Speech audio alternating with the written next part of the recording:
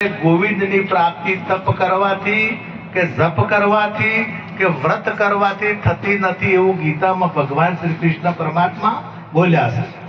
કારણ કે વ્યાપક તો એ પરમાત્મા છે, સર્વભૂત સ્થાનમ સર્વભૂતાની જ આત્માની ઈક્ષતે યોગ યુક્ત આત્મા.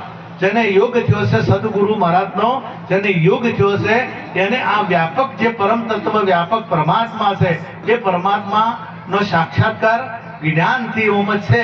પણ જ્ઞાન દ્રષ્ટિ આવે તો એ તરત દેખાય ને દેખાય.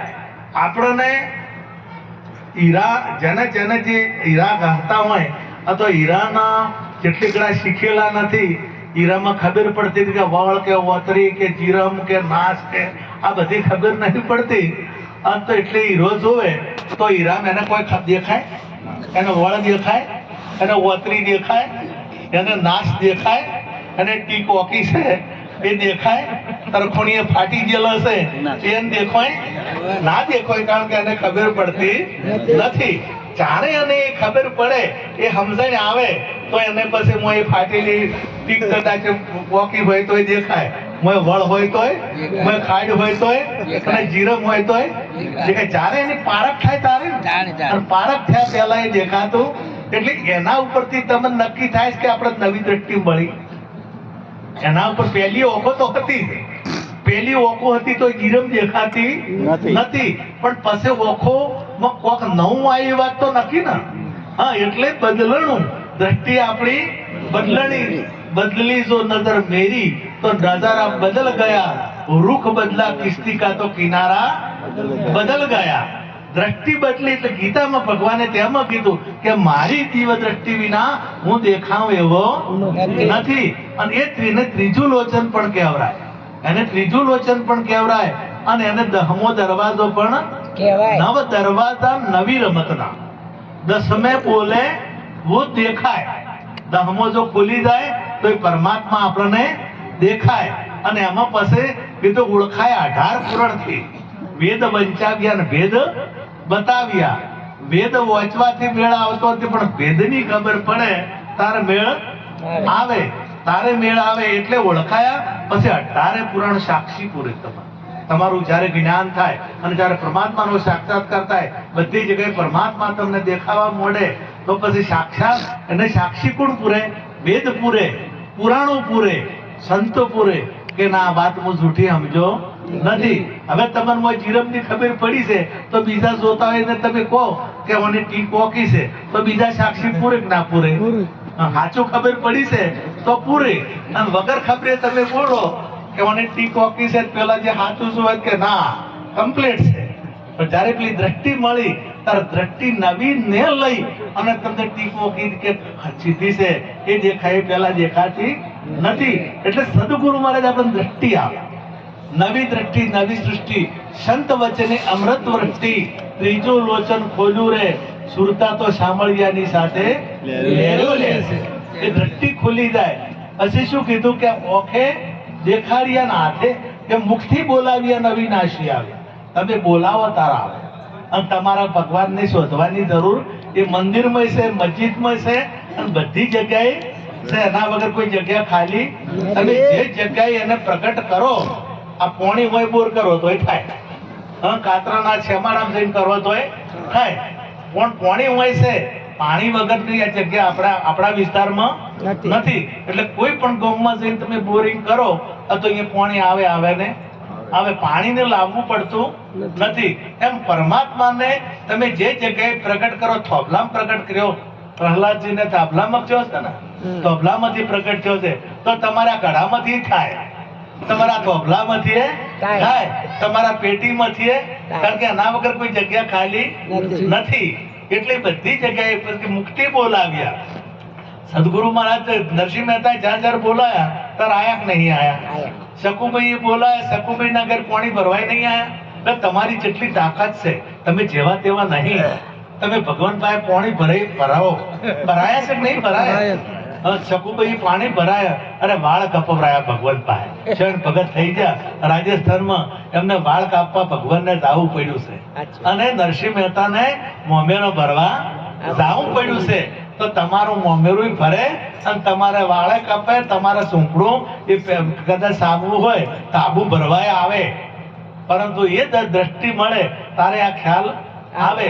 એટલે પછી કીધું કે ઓખે દેખાડ્યા ને હાથે ચલાવ્યા, એ આખો કે ઓખે બતાવ્યો કે આ એ પરમાત્મા સદગુરુ મહારાજના શરણે જવાય તે દાડે નક્કી થાય કે આ પરમાત્મા ઓખે દેખાય અને હાથે, કારણ કે ત્રીજું લોચન ખોલે તારે આ ઓખ છે એટલે ગળા મેળ આવે એવો નથી, પણ કે અર્જુન બોલતા પડદા ખોલ. આ પડદો જે છે ઘૂંઘટ કે પટ ખોલ રે તો હે પિયા મિલે, ઘૂંઘટાનો જે પટ છે આ ઘૂંઘટો આડો કરેલો હોય અને જાડો હાળલો હોય તો એ બહીને એનો ધણી દેખાય નહીં. એમ આપણને જે આવરણ રૂપી પડદો કરેલો છે કેટલી વાર પરમાત્મા દેખાતો નથી, એ પડદો હટાવવો પડે. પડદા ઉઠા તબ આ પડદો ઉભો થાય. પડદા હે પડદા પડદે કે પીછે, આ બધું ગીતે એક છે આવું. એટલે પડદાની પાછળ એ આવરણ રૂપી પડદો કીધો. આપણે નાટક ભજવવા વાળા આયા છે અને સુંદર અંદર રામચંદ્ર સીતાજી લક્ષ્મણજીનો વેશ પહેરી અને 3 પુરુષો ઉભા છે, પણ પડદો આડો છે. બારે એકડે ઠાઠ સભા ભરાયેલી છે તો પડદો આડો છે એટલી વાર રામ લક્ષ્મણ સીતા દેખાશે, પણ પડદો હટાવવો પડે ને. પડદા જો હટ ગયા, પડદો જો હટી જાય તો તુરંત રામ લક્ષ્મણ ને સીતા દેખાય. એમ આ પડદો જે આવરણ રૂપી પડદો છે એ પડદો હટી જાય તો પરમાત્મા તમારાથી દૂર નથી. અને એ પરમાત્માની પ્રાપ્તિ કરવા માટે પરમાત્માએ આપણને આ સુંદર માનવ શરીર આપ્યું છે, અને આ શરીરથી તમે એનું ભજન કરી અને એની પ્રાપ્તિ કરી શકશો. અને તમારે જે નર 80 કરણી કરે તો નર્મથી નારાયણ થાય, તમારી પણ પૂજા થાય, તમારી પણ આરતી ઉતરે.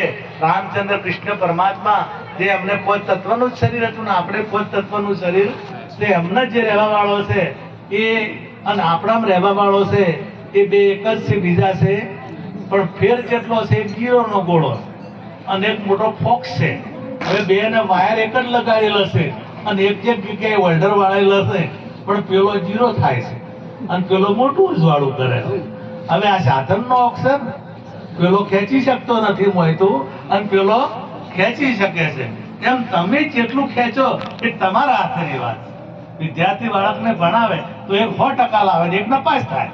હવે આ વિદ્યાર્થીનો કે શિક્ષકનો આ બે ને ભણાવે તો છે હરખું, પણ એકને એક નપાસ થાય છે, એક વળી 50% લાવે છે, એક 32% લાવે છે અને એક 99% લાવે છે.